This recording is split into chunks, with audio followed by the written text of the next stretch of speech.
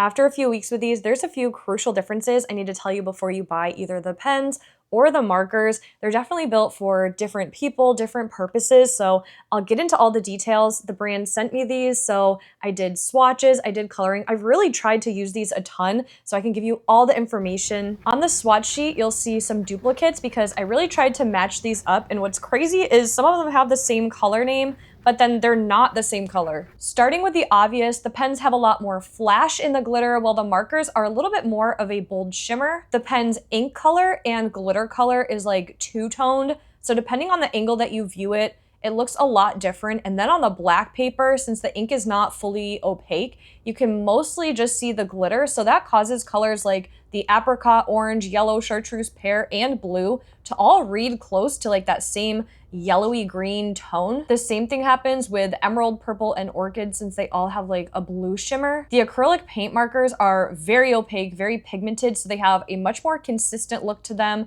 from all angles. Their glitter color seems to match the paint color, but I will say if I let the paint pool up, like I use too much, it takes a long time to dry. The silver glitter tends to like rise to the top and it can almost look a little bit splotchy. Also, because these are permanent acrylic paint markers, they would work on lots of different surfaces, so they're a little more versatile versus the gel ink pens are a little bit more for like paper projects. With the application, the gel ink pens are super easy to use, where the markers definitely take some practice. The gel pens have a very smooth, consistent flow. It's a 1mm rollerball, and yeah, they're nice and juicy. Like I get really good coverage. There's no skipping and I don't have to like apply pressure, but they're never getting out of hand. Meanwhile, the markers take some practice and understanding. They have like a hard plastic tip and you have to like shake it and pump it on a scrap piece of paper to get the ink flowing.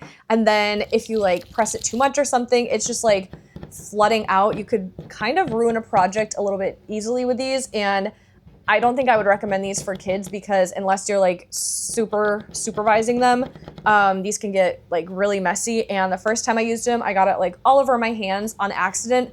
And then I was like scrubbing it in the shower. So I don't think I would really recommend these for younger kids. And like I said, they just take practice. I learned to have a scrap piece of paper. So every time I was gonna start a new color, I would just kind of double check it, make sure it wasn't like too juicy or whatever before I went in on my project, because at first that was like a little bit chaotic.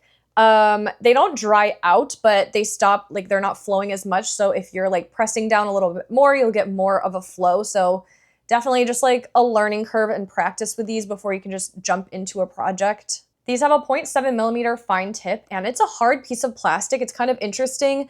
And I noticed when I went back and forth too many times on my paper, kind of like fuzzed up the surface and left crumbles. But these can be used on a ton of different surfaces, so I don't want to like harp on that. But again, just something to keep in mind if you're buying these to do coloring. One similarity is they are about the same size. They both have pretty large barrels, which makes them really comfortable and easy to hold on to, especially when you're using them for a long time. Unfortunately, neither set has the color name printed on it, and there's definitely a few shades within the sets that could be confused for each other, so I do wish they did that. A quick note about mine saying iridescent.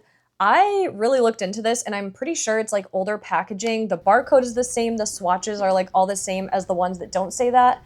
And I think it's because I don't believe these are true iridescent colors. Like it doesn't have that real like chameleon rainbow color shift like an oil slick. It just has like the gel based color and then the glitter color. So I'm pretty sure that's what's going on here. In conclusion, I love both of these for their individual strengths. If you're gonna do a lot of coloring and writing, get the gel ink pens. If you're gonna do lots of different projects with dark backgrounds, different surfaces, get the markers. And if you're just picking a gift for someone, especially a younger person or beginner, the gel ink pens are just super easy to use. They're also really, really flashy with their glitter. Both are super high quality, very beautiful and fun to use. You just kind of have to know what you're getting into for both. So definitely check them out.